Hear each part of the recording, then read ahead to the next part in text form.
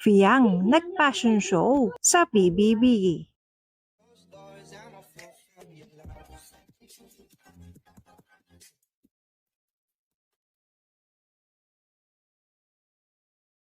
Grabe naman talaga mga ka-DJ itong ating abab na si Fiang. Ginawa ba namang fashion show mga ka-DJ ang PBB?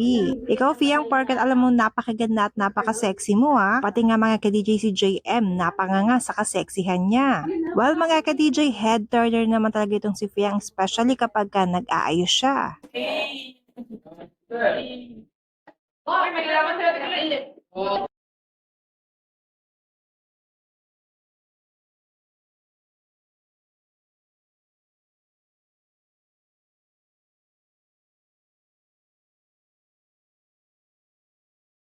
Ako yung girly version.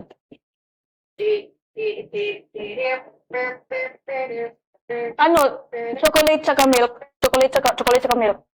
Milk and chocolate. Kahit sino talaga at ang mga ka-DJ talaga mapapalingon kapag itong si above nating si Fiang ang dumaan sa harap nila. Grabe naman mga ka-DJ ang visual talaga nitong si Fiang. Face card never declined. Vanilla. Stylish guys, tama yung costume. Ang style mo nila. Tapos yung Okay, bantay ka. You think Matt fitted good? Yeah. I love it.